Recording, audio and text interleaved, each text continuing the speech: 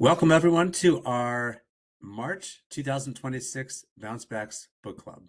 And we are happy that you have joined us, and thank you for spending this time with us this hour. We hope to be true to that because this is an important case that we're going to talk about today. It's important because it's a case that I love in the sense that it's not esoteric and it's not obvious. It's a case that I might have handled in the exact same way. And in the end, when we think about, and we're going to talk about medical legal issues just a little bit, when we think about things like standard of care is not necessarily A-plus care.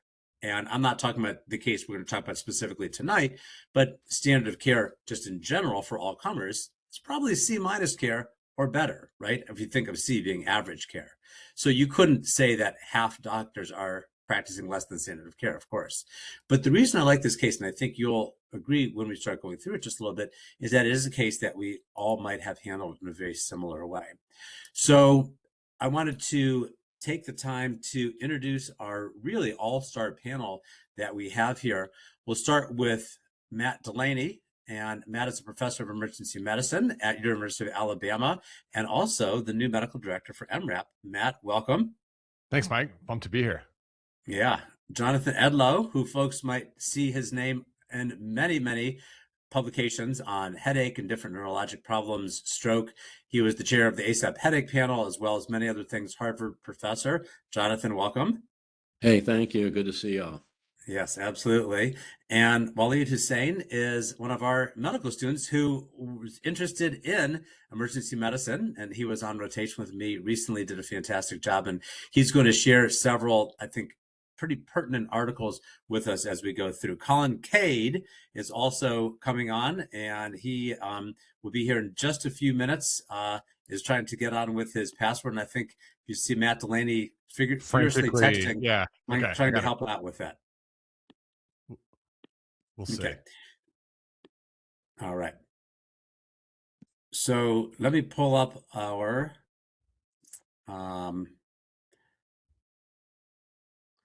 presentation here. So we went through the critical care book. That was 30 chapters, and it was like a 5-year undertaking with a few months off for summers. And for this book club tonight, we're actually going back to the more recently released of the updates of the Bounceback books, which is the medical legal book. And we're going to talk about a 42-year-old man with dizziness.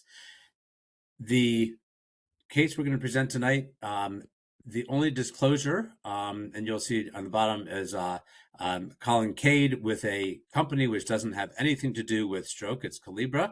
And everyone else doesn't really have financial interest in what we're going to be talking about today. Everyone will get 1 hour of CME, free CME for this program. And this is the QR code. We'll flash this towards the end also. And you can flash this to claim your CME credit. But again, we'll put this out on towards the end again also. These are our folks and their titles. And again, Colin Kaide will be joining hopefully very soon. Matt, thanks for helping with it. So we start off this case the way we start off most of our cases, by talking about the patient story, because we will all be patients at some point, and we'll have family members who are patients. And this patient's name is Joe Spinoza. He is a 42-year-old man, and he's an attorney. And he has a practice, and being the age of 42, he's early-ish in his career building his practice. But he's in a meeting, and that's what you see the character here, when he develops some dizziness. This is about 9 o'clock in the morning. It becomes so severe that by 9:30 in the morning, he visits the emergency department. So these are a couple of things that we're going to be thinking about today. Which features of dizziness should increase our suspicion of a serious cause? Is it legally risky to give a broad differential in the chart, but not to explore those things further? Should a patient who can't ambulate at discharge trigger a reassessment? Probably the answer to that one is pretty clear. And how about in a previously non-hypertensive patient? And we sort of, me anyway, maybe, poo-poo elevated blood pressure all the time, but is new significantly elevated blood pressure something that we should be potentially concerned about? Before we actually get into the case, I just wanted to very briefly think about, and I'd encourage all of us to just think about this case, and I told you that it was pretty well done in a way that maybe all of us would have done. Was this malpractice? there was a bad outcome. There's no big surprise there. But the question is, was this malpractice? So I'm going to ask you to just think about the not formal definition of malpractice, but what I call the Weinstock definition of malpractice, which is really just two things: poor data gathering and poor medical decision making. Not to ruin the surprise, but as you go through things here, maybe there's some things that could have been done better. Poor is probably an exaggeration for the data gathering and medical decision making that were done here. We're pretty well done. So I'd encourage you to just think about this as you go through, and then also think, if this was your patient, maybe what else would you like to have documented that maybe wasn't documented in this case, that maybe could have, if the worst thing happens, have served as a way to, first of all, most importantly, help with patient safety, and then also potentially to help with a, medical legal issue. Okay, so this is the actual documentation on the chart. As I said, it started at 9. He got to the ED at 9:30, was triaged pretty quickly. 9:32, dizziness. They say he had dizziness start at 9 o'clock, feeling like he was going to pass out when he was meeting that felt dizzy, like his head was spinning, associated nausea and balance issues. He was having a headache intermittently for the past several weeks, different than his normal muscle tension headaches. He said his discomfort in his head at this point is 0. Well, actually, it says rates his discomfort as 0 out of 10 in severity, exacerbated with changing positions. So maybe he's talking about the dizziness, improved with lying down with his eyes closed. No therapies reported. He's not a smoker or drinker, no fevers or other types of symptoms. And as you go through weakness or any other acute concerns, I'm just going to show you the physical exam here. And we talked about his blood pressure being elevated. It improved, was still elevated, 177 over 111 when he got there, without a history of hypertension. And they did the Dix-Hallpike maneuver. It was positive on the right, and he had fatigable vertiginous dizziness. So they list a differential diagnosis. They say positional vertigo, benign paroxysmal positional vertigo, I think is what a lot of us would say it that way. Meniere's disease, CVA, MI, intracranial bleed. Patient gets Valium and some ondansetron, performed an epilepsy. He had some modest relief, and they diagnosed the patient as having peripheral vertigo, unspecified laterality, and had the patient follow up in 5 days. So I wanted to sort of take a break at this point here and just jump in with our panel here. And Matt DeLaney, I'm going to ask you to sort of kick us off here. What do you think about this data gathering? We talked about poor data gathering, poor medical decision making. This data gathering wasn't bad, but tell me what you think was good about it, maybe what could have been done better. This is kind of a first pass, a pretty good chart, a pretty good attempt to get a history-present illness. I would say this is like a B+, a solid B+. You could, I think retrospectively, this is Bouncebacks. So a little bit of hindsight bias, I would say, do I want to ask more questions about the nature of the dizziness? But that being said, on my shift yesterday, if I had created this chart, I'd have been proud of myself. I think it's a decent chart for a kind of vague kind of presentation for a patient. Yeah, this isn't bad. Okay, all right. And we're going to talk about just one thing a little bit later, but I want to just focus in on just one thing with you. To me, it feels like, and I agree with you, I think it was a well done chart. Seems like one of the more important things when I think of dizziness is the acuity of the onset, like that classic rollover in bed, sudden onset of vertigo type of thing. And I'll put the history back up here, but it feels like that's one thing to me that maybe could have been done just a little bit better with this case. What are your thoughts on that? It could be. I mean, when I was reviewing this, I also think that patients, myself included, are not always the most streamlined historians. So to me, this is it comes and goes a little bit. There are parts of this, if I really scrutinize, I would say I would have asked this question differently, knowing this had a bad outcome. But I really do think in real time, this is decent documentation. And there was nothing where I said, oh my gosh, you got to ask this question or this is going to be horrible. I mean, again, B+, this is not bad. We could drill down more and we will, but I think this is not a bad first go for busy ER trying to sort through patients. Love it. And I love the fact that you're not really looking through the retrospectoscope and sort of being judgmental as to something that, again, a lot of us would have done this way. So Jonathan Edlow, I want to bring you in for this part here. dizziness that gets worse with head movement. So before we talk about the Epley maneuver and Dix-Hallpike, and we'll talk about those in a few minutes, but does that help us as far as ruling in or out a more serious cause, or is it a little bit more of a red herring? It's not a red herring, but it doesn't really help because dizziness from a Okay. stroke or dizziness from a cerebellar tumor, dizziness from a multiple sclerosis plaque in the pons, if you move your head around, you're going to get dizzier. So dizziness that gets worse with head movement is not diagnostic of a peripheral problem. I would also just say, if I can augment that last answer, it's kind of implied that it's sudden onset. I mean, he started the meeting at 9, he's there by 9:30, so it's kind of sudden onset. The only other history piece is that that headache that he doesn't currently have, but he had earlier in the week, might have been explored a little bit more. But I agree. That's my This is clearly not a chart that is a template. This is someone that actually sat down and took a history. Yeah, and we've all seen those templated charts with the, pupils equally round reactive to light when they have a prosthetic eye, or, pulses are 2 plus and equal in 4 extremities with a BKA, right? So yeah, clearly you do get some extra credit for that, the fact that they actually did this history, which is fantastic. So Colin Kaide, I know I didn't get to introduce you, Professor of Emergency Medicine at the Wexner Center at the Ohio State University, go Bucks. And I wanted to bring you in about this thought that Jonathan brought up. The patient had a headache, they said, for the last couple of weeks. And look, I know it's tough when the patient has like dizziness and head pain and chest pain and their, hair itches and their left great toe is numb. But in this patient here, it was a pretty good exploration of the dizziness. What is your thought on the fact that they mention headache, but don't really further explore it?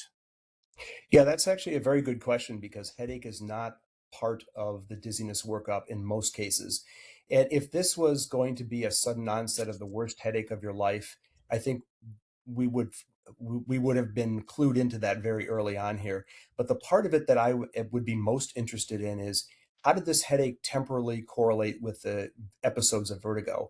Did he get the headache followed by the vertigo lasting for a period of time, almost like maybe a migraine equivalent, or was this a sudden severe headache that would dissipate and correlate in time with the onset and offset of the vertigo? So I'd like to hear a little bit more about how those two went together, because that certainly could have represented, and as as we'll find out as the case goes on, um, could that headache have been a very significant contributing factor here? Because it's not normally a part of dizziness. So I'd like to know a little bit more about the temporal aspect of this.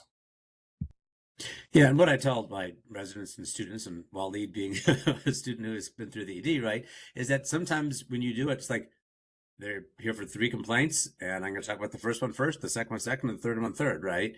And then maybe you get additional things, abnormalities, and we'll talk to Jonathan about this in 2 seconds here. When you go through other things, and you maybe find things on the physical exam with the vital signs. So it's not easy, and it takes a lot of time, especially a patient who has dizziness. But yeah, if the patient would have said that could have been that game-changing question, it was a sudden onset of headache that immediately preceded the dizziness. Well, all of a sudden, that's very different than I had a headache 2 weeks ago and I have no head discomfort whatsoever at this time, but I have this vertiginous dizziness. So again, you're not always going to get a positive answer for that, but when you do, maybe that's a game-changing thing that can make a difference with an outcome. So Jonathan, I told you I was going to just sort of come into this, and that's one of our main questions up front here.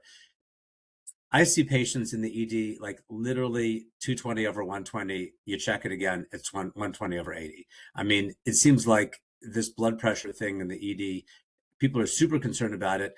And it's like so prevalent. Like most of our patients have that significant elevated blood pressure when they get there.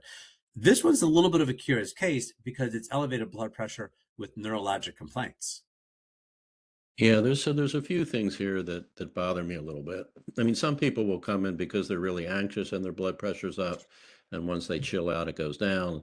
Some people come in with a stub toe or a sprained ankle with a hypertension, and that doesn't bother me.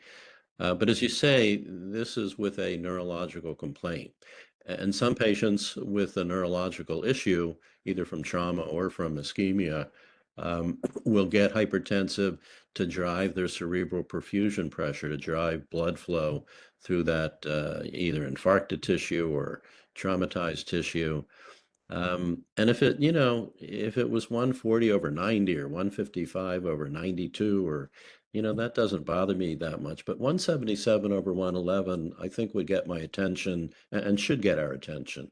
And then, it's been repeated twice and it does come down, but that diastolic on that third one of 104 is still in a 40-ish-year-old non-hypertensive guy is a little worrisome to me. Gotcha.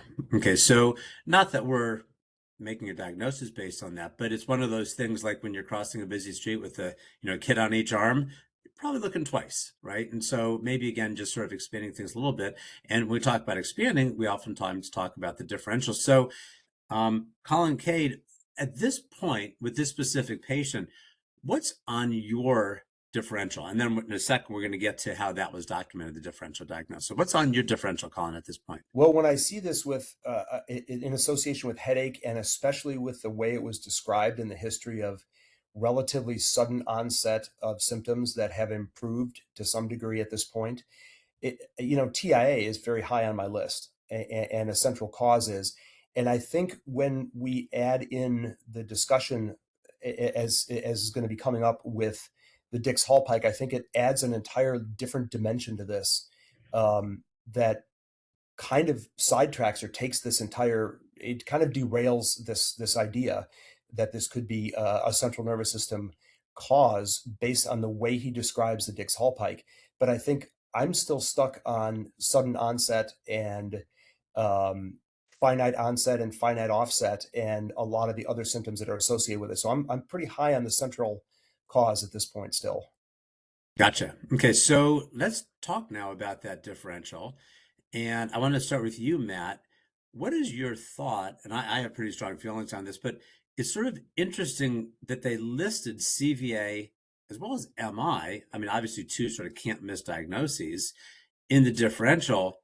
CVA, they did have some further discussion on, but, as far as MI, and we really don't think that's what was going on. But what is your thought on this fairly extensive differential? If one of these things turns out to be occurring, is that protective or is it potentially harmful if things come up later legally? It's a little bit to me of you're damned if you do, you're damned if you don't. You think about these things.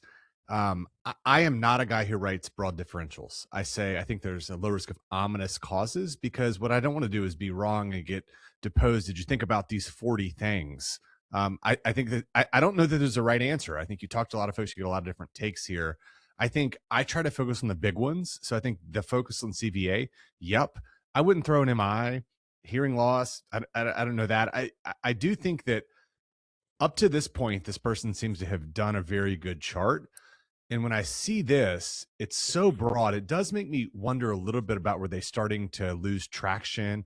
But I think that it's probably not that they didn't know what they were doing. It's more of a relic of how we were trained, or how our EHRs tell us. They say, here's a box, you have to fill in a differential. I actually think you don't. I think you have to risk stratify patients. But for me, I'm not convinced, and have not seen convincing evidence, although it might be out there, that listing a differential in and of itself is protective. I think it's how we think about patients. That to me is the most protective thing. But yeah, you threw an MI. I mean, they didn't do anything to say this wasn't an MI. So I think that I've seen that weaponized. So I would be careful with an overly broad differential.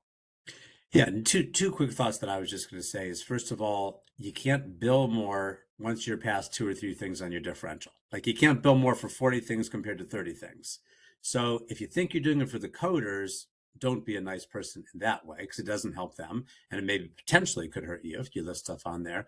And the second thing is, and I've had this question asked to me frequently in deposition from both sides, right? Well, if it's on the differential, you should test for it. But the differential, and it took me a while to figure out the answer to this, but the differential is dynamic. So when we're in the emergency department, we have a patient with chest pain, and we walk in the room, it's ACS, PE, dissection.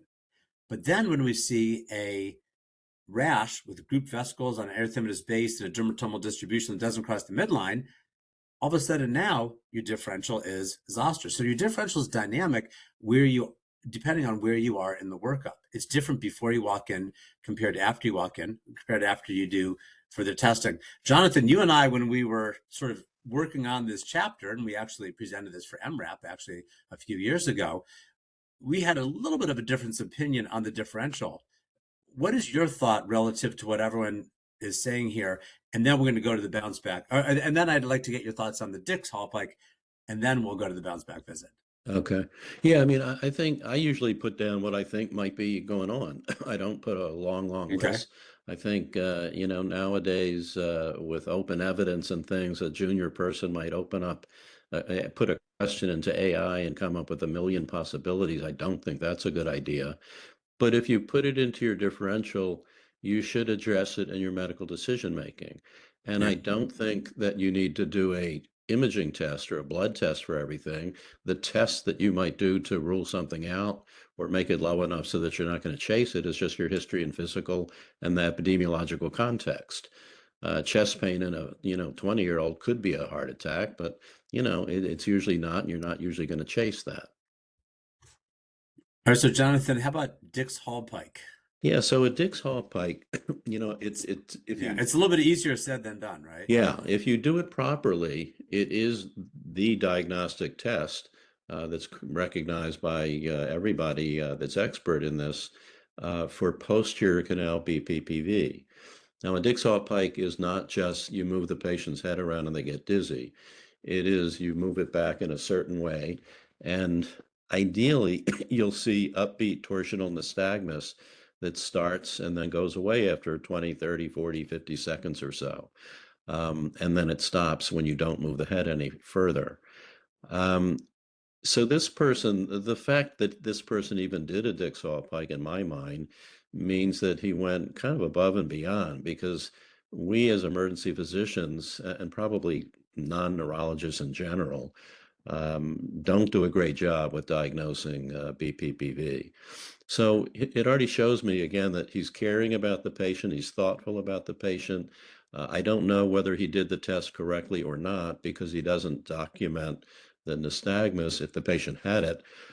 But a positive Dix-Hallpike, which by the way will be positive on one side and negative on the other side, is diagnostic of posterior canal BPPV. Well, I often also times talk that, in your physical exam, cellulitis is not your exam, that's your diagnosis, right? So it would have been nice to say the nystagmus there. But again, we're doing a little bit of like nitpicking with like specifically some of those types of issues, because again, the fact that he did it, talked about the fatigability, the vertiginous part, it was actually pretty well done. So let me just go through each person, and Waleed, I'm going to include you in this, and we can sort of start with you, Matt. Would you well, I mean, that's the question right now. Do you think that so far, based on at least the formal definition of medical malpractice, even the Weinstock version, was this malpractice, Matt DeLaney? And you could just say, give a one word yes or no, we'll move on, or if you have a sentence or two thoughts on it. No, I don't see a deviation from standard of care. So I see no evidence of malpractice up to this point. Excellent. Jonathan? I do not think it's malpractice. And we haven't even thrown in the Epley yet, which he did, which again goes above and beyond. And his interpretation was there was, I think, moderate improvement. And patients don't have to completely, jump up and dance a jig. Sometimes they feel better, but not totally better. Okay. Colin Kaide? I'm going to be the naysayer here, the devil's advocate, and I'm going to say the same thing I tell my residents. If you say I'm going to do a Dix-Hallpike in the same context with a story for vertigo that does not suggest a positional vertigo with change of the orientation of the semicircular canals with respect to gravity, you don't understand what Dix-Hallpike is supposed to do. So if you're introducing that in here, I think you're introducing a variable in here that was never asked for. And I think once you start talking about BPPV in the context of sudden onset of vertigo while sitting still at a meeting with associated vomiting, you really don't understand what Dix-Hallpike is supposed to do. So I'm going to say I think there is a deviation of standard of care here. Well, that's one great thing about having this panel is having differences of thought. One other thought I just sort of had was that constant versus intermittent vertigo. And the constant vertigo is the thing that makes me more concerned. Waleed Hussain, I know that you are a medical student, but would you feel proud of yourself if this was the history that you got on this patient? I think other than the sudden onset of the vertigo and the constant nature of the vertigo, I think the physician did most of the things that most of the ER physicians that I work with would do in this position. So I do not think that this is deviation from standard of care, but just the sudden onset maybe could have put stroke on a higher differential for this physician. Okay, nice. I All right, say so what one, we're going to do, if I may, oh, sorry, go ahead, Jonathan. just two nuances about the BPPV. You know, if he was at a meeting and looking up at a PowerPoint slide that was projected on the wall, that certainly would be moving his head. And then again, the description of the Dix-Hallpike, assuming it was done properly, is stressing that posterior canal. So, you know, it's not black or white, but to me, it's closer to white. Well, the one big thing I'd want folks to take away is, you know, the old car's mnemonic, and I'll put that up here real briefly. O is onset, and that's the O from old car. And oftentimes, whether it's abdominal pain or head pain or dizziness, oftentimes that can be quite helpful. So maybe that would be one big take-home lesson from our discussion here tonight, is incorporating that more maybe than we all sort of do, that onset. And not that it's going to help every time, but maybe that could be helpful. I have this sort of front door, back door approach when I think about things, a symptom-based, and they did a lot of this really, but a symptom-based approach where you think about those symptoms of the dizziness, onset, location, duration, character, relievers, exacerbators, relievers, all those things. And of course, that wasn't done for headache, but for the dizziness, they did a lot of this, not all of this, which was really good.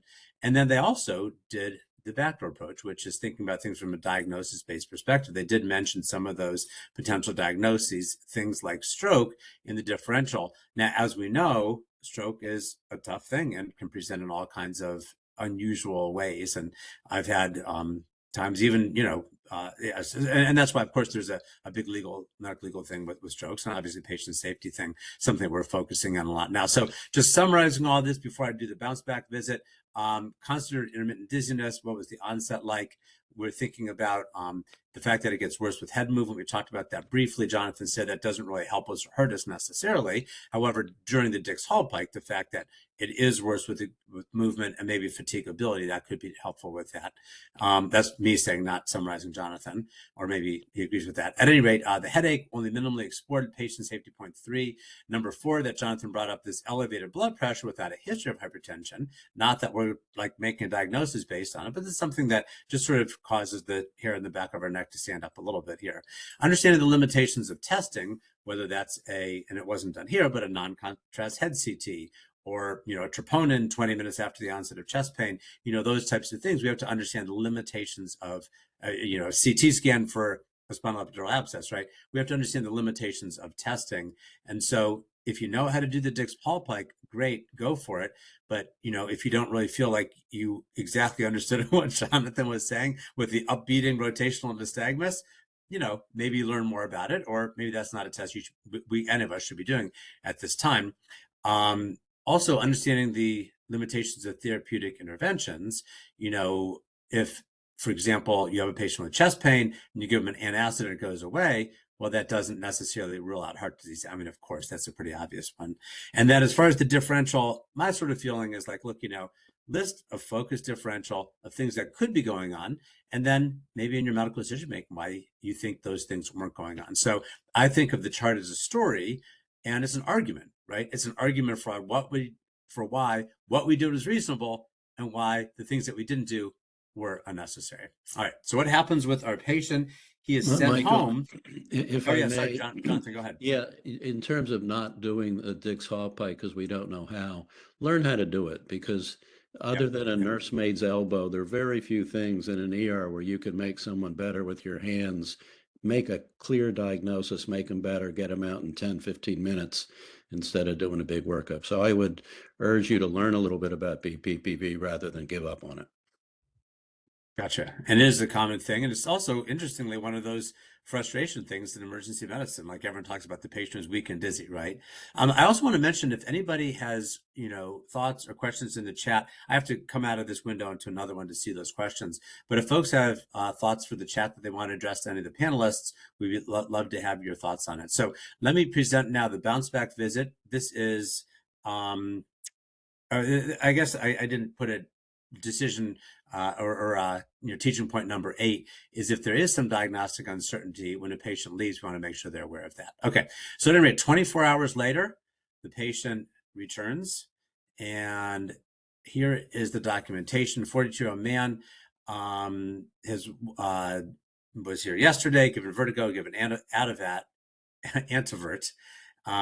She woke him up at 5:30, helped him go to the bathroom. However, at 11 o'clock in the morning, the child found him unresponsive on his bed. He had a high blood pressure reading, and the wife now says he has been complaining of headache for the last 3 days around the right temple area region, but it's consistent with his prior diagnosis of muscle tension headaches. And she said he's been seeing stars intermittently. This is just the history that she gives.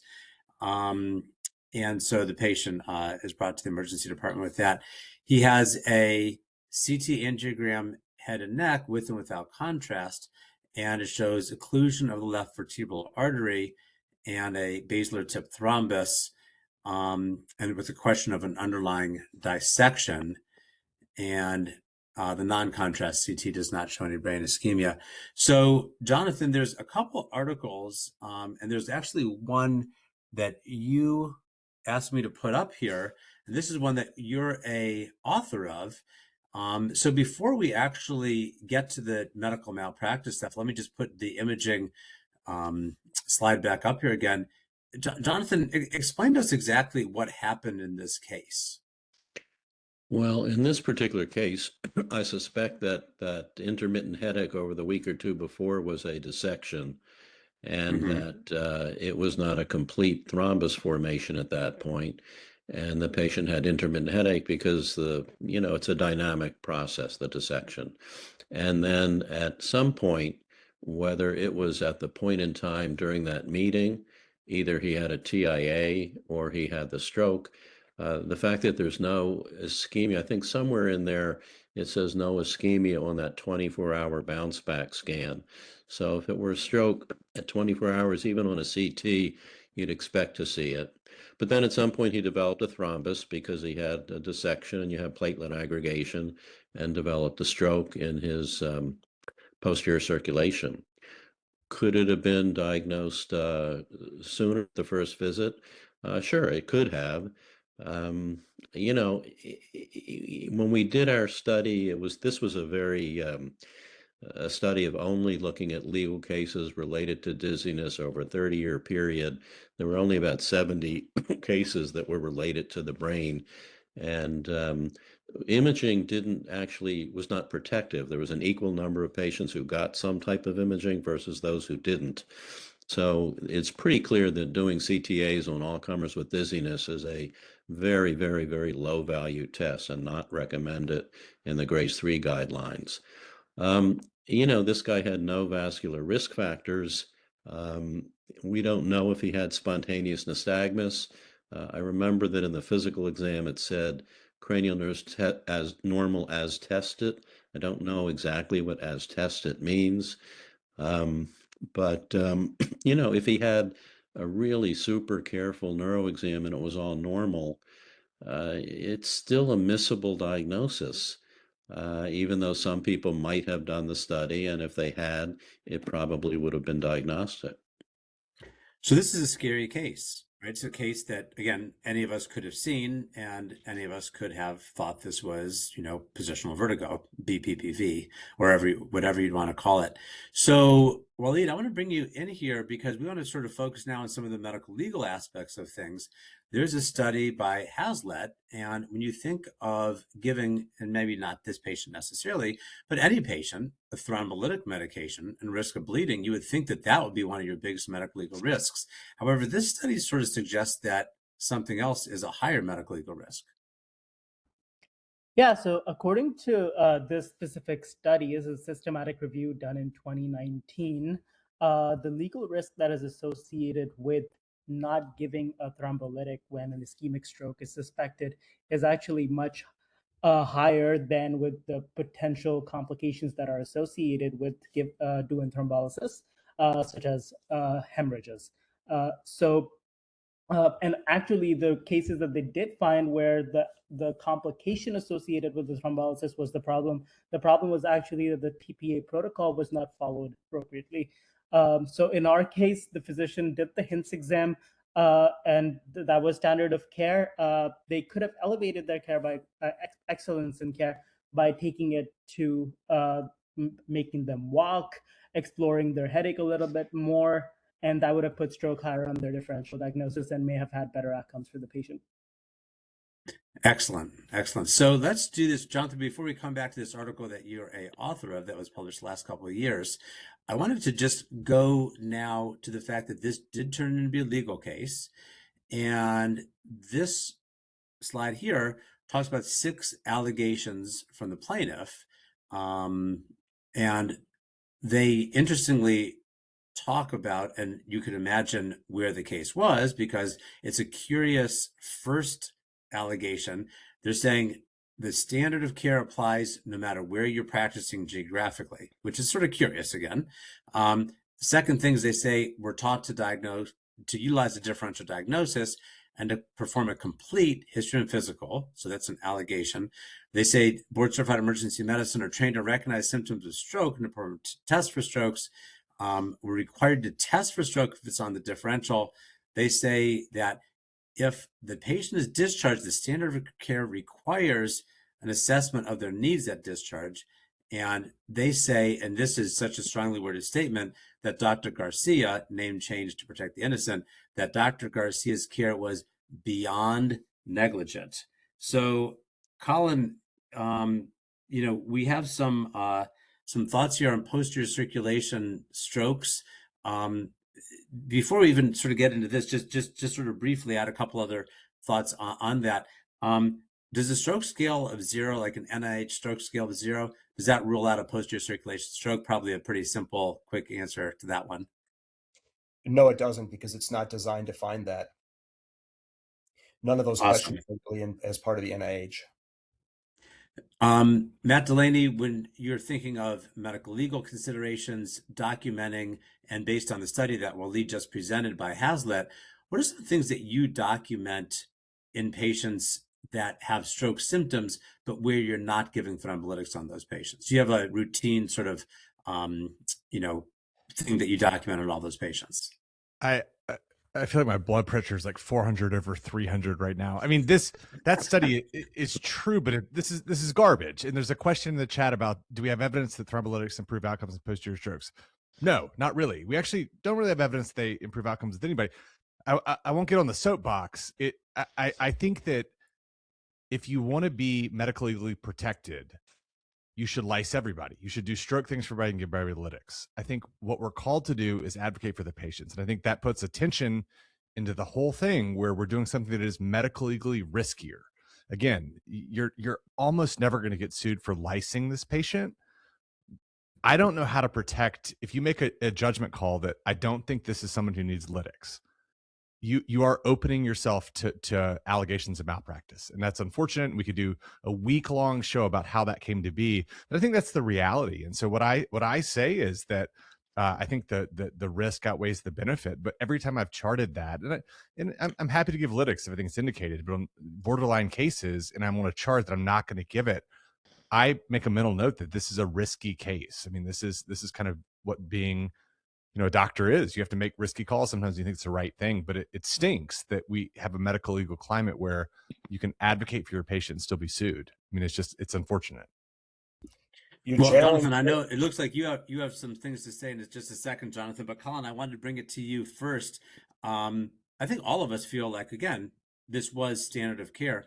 What would be anything that, and maybe just getting the sort of feel of the panel, you're the one that's a little bit more critical, but what are some things that you would have documented on this patient, or do you feel that you would have done further radiologic testing and not sent the patient home?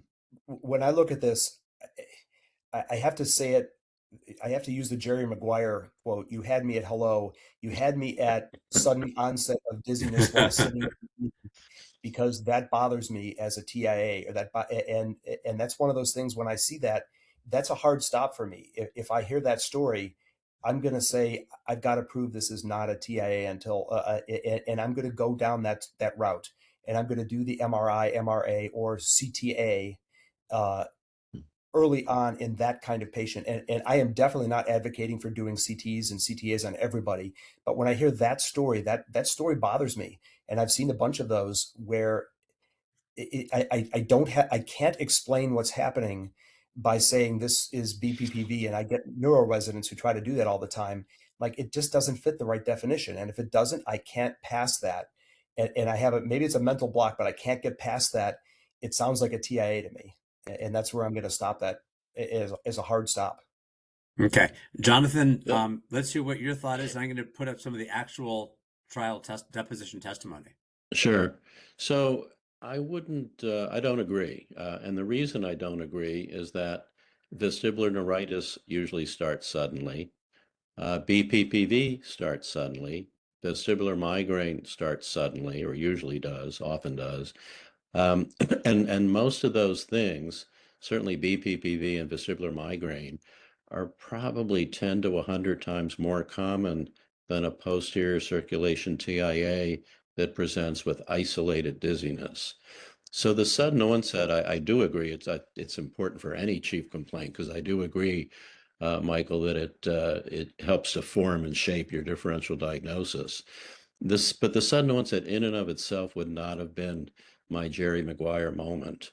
The intermittent headaches would have gotten my antenna wiggling a little bit. That hypertension would have gotten my antenna wiggling a little bit. I would have done visual field testing to, that's the terminal part of the posterior circulation. All that might have been normal. Finger to nose and heel to shin, again, all that might have been normal, but I would have looked real carefully.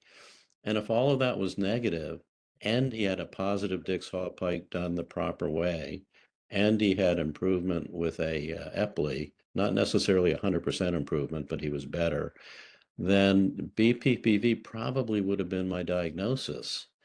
Um, so now, in terms of TPA and Matt's stuff, I mean, I don't know whether you agree or disagree, but I certainly think that TPA or TNK nowadays in an acute ischemic stroke who meets criteria and has a disabling deficit, I'm a believer in reperfusion therapy.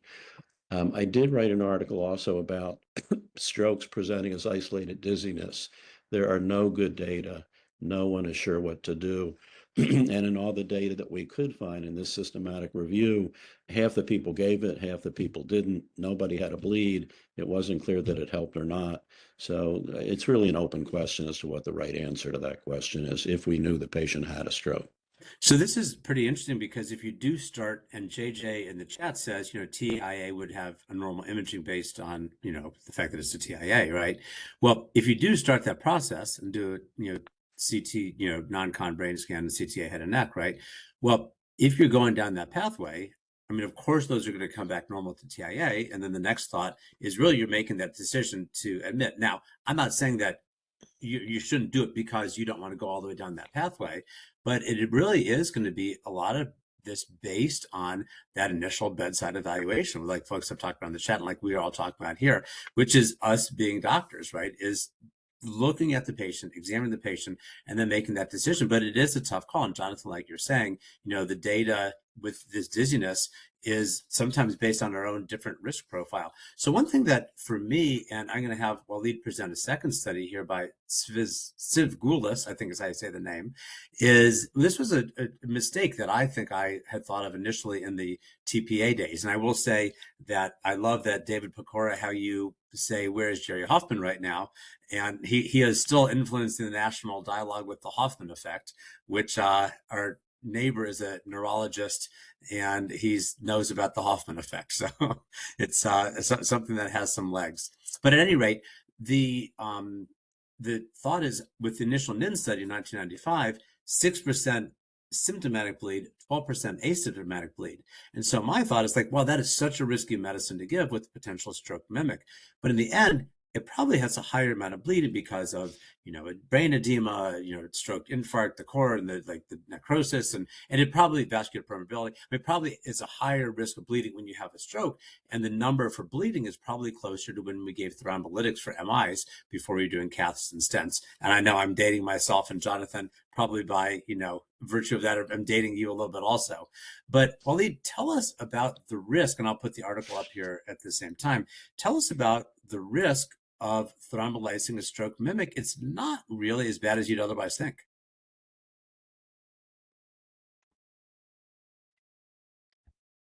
Yeah, so the study that you're going to put up is a meta-analysis, and the literature in it makes it very clear that the legal risk that is associated with treating a stroke mimic with IV thrombolytics is actually very low, especially when you compare it to the risk of not treating with IV thrombolytics when an ischemic stroke is suspected.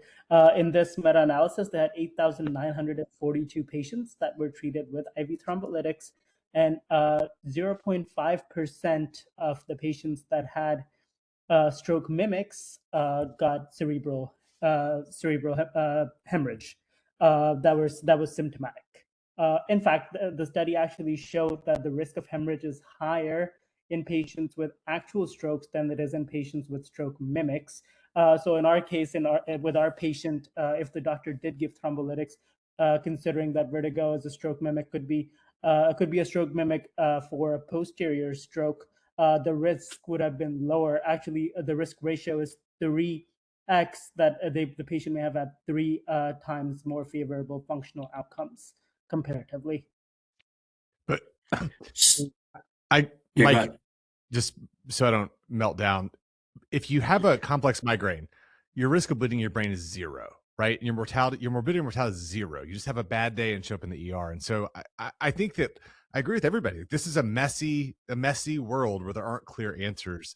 This paper, and Waleed, you nailed it. This is their conclusion, and their data supports this. But I would call us all to just pause and think about what this is. I mean, again, if you have a migraine and we give you lytics, there's a chance you'll bleed in your brain. Otherwise, you just go home. So I think that's where this case to me is really tough from a medical legal standpoint. Is if you're motivated by, I don't want this 42-year-old to bleed in their brain, the risk is lower and they're less likely to die. But it's papers like this really, I think, can be taken and pushed in the wrong direction, which we see through a lot of kind of systems of care. Of we got to rush to make this diagnosis of could it be a stroke, and we will kill people who otherwise would have gone home that night and had a headache. And I just think that I don't have the answer, but I know that these papers have been weaponized by big pharma, by hospital systems, and I think we have to be careful and just all acknowledge, which we're all saying this is a tough case. Yeah, and certainly, I mean, if I had a migraine, I would not want a thrombolytic for my migraine, even if the risk was super low, right? So they asked for almost $12 million monetary demands from the plaintiff. And here was part of the testimony. I'm just going to put this on related to Dix Hallpike. I'll briefly summarize it. Question from the plaintiff attorney to the treating physician. So one of the standards you're taught is that you want to rule out neurologic signs and symptoms as a way of differentiating between vertigo and a stroke. He says that's correct. That's the standard of care, whatever geographic location. They say yes. Of course, that's the only way you can answer. What are the elements of the neurologic exam? Cerebellum is, coordination type activities, and he says, well, finger nose twisting, this diadochokinesis, like heel to shin. They sort of go through those. Did you ever suggest to him that they could be omitted? Asked and answered, the defense attorney objects, and the witness says, I don't believe so. So, Matt, just to get your blood pressure, this is like a blood pressure stress test for you, to get it higher than 300/200, where it was a few minutes ago, you told us. Why in the world would you offer a patient to be admitted when you feel like they have peripheral vertigo, right? This is sort of a really weird way of asking this, a weird line of questioning from the plaintiff attorney to the physician. Yeah, I mean, I've been sued. You get nervous. Lawyers make me nervous. So I think this is a nervous answer that I'm sure their lawyer was like, don't say that, because I think you have to make the decision. You make the decision, is this potentially a stroke? And I do think if you think it is, you got to go down the stroke pathway, whatever that entails. And then if it's not a stroke, you send them home with you had a weird BPPV or weird headache. So I would not want to be on the record saying this, but I think they're probably, it feels like backpedaling a little bit. They tried their best. I think they provided good care, met the standard. but they're being sued. So this is being defensive to me. Yeah, and there's a lot more of this. It was sort of pretty broad allegation. And here are some of the other allegations. They say, removing stroke from the differential diagnosis was a breach of the standard of care. Well, to me, anyways, reading through it, it seemed like it was a pretty well done medical decision making note. They didn't remove stroke; they just ruled in what they thought was a BPPV. They said BPV is not typically associated with sudden. And I disagree with that. You roll over in bed. I've had it. It's miserable. I still turn one way and turn back the other way because I don't ever want to have that vertigo feeling again in my life. This was like 30 years ago. But at any rate, but they say persistent, that's severe or not severe. I think you have pretty severe BPPV. But, that's not really true how they're saying this. They say it's breach of standard care to rely on the Dix Hall pipe maneuver. And Jonathan Edlow, who knows, I'm sure, 1,000 times, well, definitely 1,000 times more than me, but probably 10,000 more times more than the plaintiff attorney. Well, that's just an untrue statement. And this whole walking thing, and Colin, you have summarized, I think, Greg Henry. I'll let you do it now as far as the importance of doing a walk test. Watch them walk, listen to them talk, and look at their eyes. I think that was a Greg Henry famous statement, and I think that kind of gets to the important piece of this. I just want to make one clarification. When I said it was a hard stop for me, it wasn't a hard stop that I was going to stop thinking. It was a hard stop that I had to go and start thinking a little bit harder that this, to me, would not have been BPPV, and I would have had to put more thought into it. And like everyone else has said, what's the relevance of the blood pressure and everything else in this case? It wouldn't have been a stop thinking. It would have been, hey, let's take this a little more seriously and be really careful before we assign that diagnosis. Yeah, Gotcha. and in terms of ruling out stroke, it gets back to Matt's point. The only way to rule it out is to get an MRI with diffusion weighted imaging on every patient that has numbness in their big toe. So that is like not the way we should be practicing medicine. Our ERs would, come to a grinding halt. So that's a lawyer kind of thing, and it's really stupid. And in depositions, I always push back on that. The only comment I want to make about the offering admission is that it's kind of wishy-washy. I mean, if you really think the patient has something that you need to observe them for, put them in an obs unit if you have one, or admit them to observation status in the hospital if you don't, or admit them if you really think they have something. But to say that you're offering someone admission kind of leaves a bad taste in my mouth. It feels like you're dumping that decision onto the patient or their family when they don't know any better than you do. So I'm going to do, in just a second, put up the QR code so folks can get their CME. But what I wanted to do is give each of us an opportunity. We've been talking for almost an hour. What are some things that you want folks to take home? What are some practice-changing thoughts? And we could just go in alphabetical order here. Some things that really could improve care. Because again, we think it was well done, but how could we have moved from, and well, Waleed, I know you quoted me earlier, but how could we have moved from standard of care in this case to excellence in care? So Matt, I'm going to ask you to sort of start off with that, and I'll put the QR code up while you're talking. Yeah, over the years, I've shifted my threshold to get an MRI in these patients. And somebody put in the comments that MRI will miss hyperacute strokes. Absolutely. It absolutely will. But I do have a lower threshold to say this is weird dizziness. It doesn't fit into a clear pattern. This might not be the case, but I think when someone has acute onset of dizziness that doesn't quite fit, I'll tell them, you already paid your copay. Do you want to sit in a chair here in the hallway and we get an MRI? Because I think that this is a tough environment. So my threshold to image patients has been lowered over the years as we continue to struggle with nailing this diagnosis in the cases that aren't clear BPPV or otherwise. Yeah, and I feel like, I mean, I don't know, everyone's ER is different, but we can get an MRI fairly quickly. Now, everyone can't. I totally get that.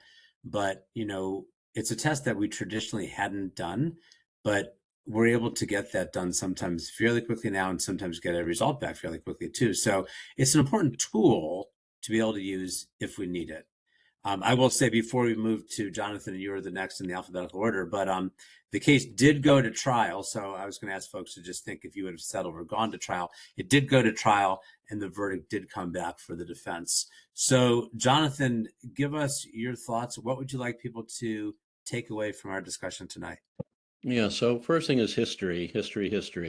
The word that a patient used, vertigo, is it lightheadedness, is pretty worthless.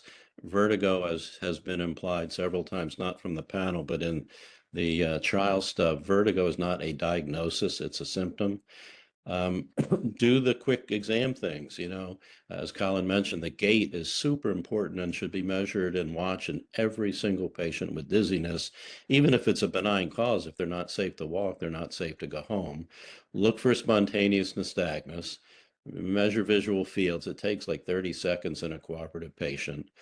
Learn BPPV. It's super common, and it's so much fun to diagnose and treat. Again, it's like a nursemaid's elbow of neurology. People have mentioned HINTS. HINTS is great. We don't know if this patient had spontaneous nystagmus, but HINTS is only validated in acutely, continuously dizzy patients who do have nystagmus. And then finally, it reminds me of the Dirty Harry line. A man's got to know his limitations. So you got to know what your test limitations are. Love it. Waleed Hussain, you are a medical student interested in emergency medicine. What are some things that either you took away or would like other folks to take away from our discussion here? Don't go into emergency medicine. I'm just kidding. I love it. So I think this physician did a great job, especially when they did the Epley's maneuver. I've done the Epley's maneuver in my ER rotation with Dr. Weinstock. One of the other physicians had me do it, and the patient felt better very quickly. They had BPPV, so it is very reassuring when the patient does get better with Epley's. You're pretty sure about the diagnosis that you came up with, and you kind of rule out the other differentials in your mind. Like Dr. Edlow said, that make them walk. If they're not able to walk, then that's safety hazard anyways, because they might have a fall, they might hit their head and actually have a hemorrhagic stroke. So that's definitely something that could have been done. And additionally, my question is, would this patient have gotten different care from what they got if they saw 100 other ER physicians? In my limited experience, this was good care that they received over here. Awesome. And Colin Kaide, you have the second to last word. I might put a few thoughts into my own at the very end. Have a systematic approach to vertigo. It's a painful diagnosis when you see it in the chart, but it can become less painful if you start by saying, what are the things that I have to image right now? And then once you've kind of gotten those out of the way, you can go down a pathway where you can look for BPPV in the right patient and then do your Dix-Hallpike and then do your HINTS exam. And it is painful to do HINTS. You have to practice it. You have to record some of the findings on your phone and play them back in slow motion to see if they have a corrective saccade and to see if they've got direction changing nystagmus and all those things. But find a way and find a pathway and find a very organized approach to this. And you can turn this painful diagnosis into something that might be manageable if you do that. The very few thoughts that I have, obviously the onset we talked about of dizziness. When we talk about headache, obviously onset, but documenting more about other chief complaints. Have the patient walk like Colin is talking about, as well as paraphrasing the late, great Greg Henry. Ensure patients are aware of diagnostic uncertainty when they leave so they would know when to return. And we don't know if that would have made a difference here or not. And then finally, I always talk about the same thing that our panelists talked about too, is that the limitations of testing we want to make sure that we're aware of. So folks, thank you so much for giving us an hour of your time. I hope it was worth it. I mean, honestly, I have to say from my own personal feeling, I've learned so much from these book clubs. Because we finished the critical care book and had some of this from medical legal, we're going to take a break until the fall when we'll get things started back up again. And thank you all again for your time. Have a great night, and we'll see you all in the fall for more of these book clubs. Thanks again, everybody. Bye-bye.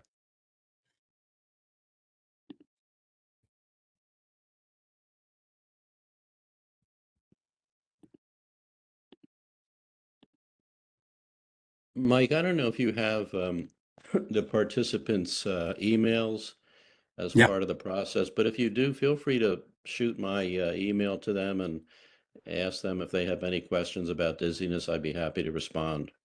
That's a really generous offer. I will definitely do that. It's all part of a Excel sheet. I was going to announce this. There were, I think, over 150 people registered from like 12 different countries around the world, as far away as Papua New Guinea, which Wow. which was really cool to see. Yeah, very good. Well, thanks for including me, and keep up the good work. Thanks again, Jonathan. Take care, All right, guys. bye Bye. bye.